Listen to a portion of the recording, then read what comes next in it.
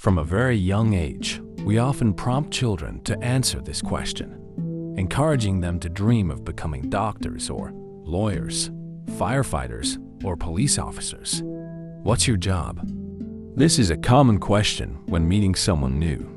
From their answer, we make a series of assumptions about their value in the world. I know someone whose job is raising maggots.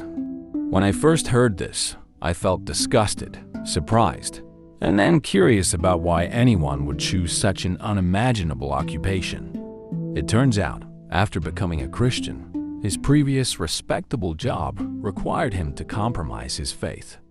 So, he started raising maggots, a job that brings him immense joy, puts food on the table, and never tempts him to compromise his beliefs. We often judge others based on their work, and we frequently see ourselves through the lens of our jobs. I matter because I am a something else. My work gives me value in this world. It's meaningful because my work has meaning. I have meaning. Many of us simply want to feel important. We want to leave a legacy through our work. The book of Ecclesiastes acknowledges humanity's complex relationship with work and offers a different perspective on the gift God has given us. It takes us back to the Garden of Eden before the fall, where Adam and Eve enjoyed food, work, and fine wine together. See Ecclesiastes 2:24-26, 3:16-22, 5:18-20, 8:10-15, 9:7-10, 11:8-10.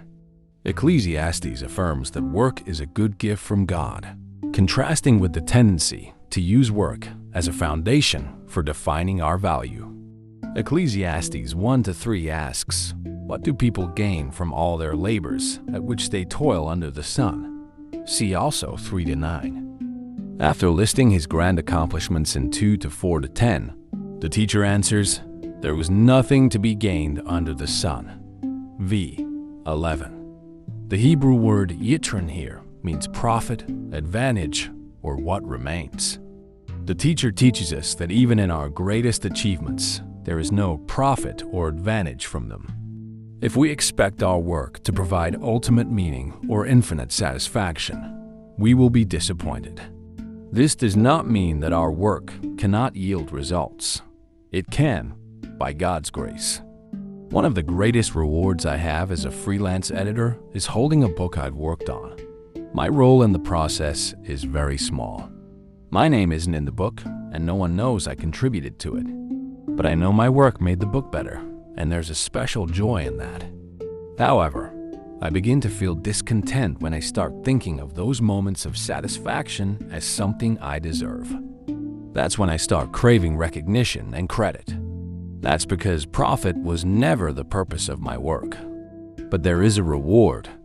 The teacher speaks of a reward, or in other translations, a portion in work. The Hebrew word helek refers to someone's assigned share, like the inheritance of land God gave to each tribe. In Ecclesiastes, it contrasts with profit. According to the teacher, work does not and cannot produce profit, but a person's portion is to enjoy it. Ecclesiastes makes this clear in several verses. My heart took delight in all my labor, and this was the reward, helek, for all my toil. 2:10. So I saw that there is nothing better for a person than to enjoy their work, because that is their lot, helek. 3:22. This is what I have seen to be good. It is appropriate to eat, drink, and find satisfaction in all one's labor under the sun during the few days of life God has given them. For this is their lot, helek.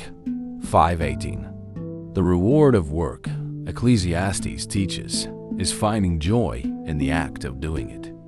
The teacher laments the fleeting nature of his great works in chapter 2, calling them a chasing after the wind, but the portion is enjoying your labor. In chapter 3, his response to the painful reality of death is to find satisfaction in their toil. And in chapter 5, he observes that hoarding wealth selfishly brings misery and loneliness. Instead, the appropriate thing for people to do is eat, drink, and enjoy their labor under the sun. Work is only one part of the broader picture of life in Ecclesiastes, but it remains an important piece, especially in a culture that values achievement and hard work above all else. Contrary to today's America or the ancient Near East that sees work as a way to attain ultimate value, Ecclesiastes calls us to recognize work as grace and to avoid striving for what it cannot give. One Sunday morning, I asked my maggot-raising friend about the joy in his work. His eyes lit up, I'm not exaggerating, and he described how God created the world and how he sees that creativity in the miraculous ways his maggots thrive. My friend spoke of the life cycles of creatures, the people he interacts with, and how he is a tiny part of a much larger chain of connections. In our culture, certain jobs are deemed more valuable, and we are often tempted to compare our lives to what others consider important. But that is foolishness. Ecclesiastes urges readers to seek true joy in their work, not just in the ways it might seem important, but in everything from raising maggots like my neighbor to the esteemed work of a pastor. If we expect our careers, whatever they may be, to fulfill us, make us feel important, or secure our legacy after the dust returns to ground it came from, and the spirit returns to God who gave it, 12-7, we will only find disappointment. That is not why God gives us work, and if we demand profit from his gift, we turn it into an idol. But if we reflect and begin to see and pursue work as a gift from God, we will gain a new perspective on life and those around us, a vision that takes us back to Eden, before sin, where humans delighted in work and shared meals together.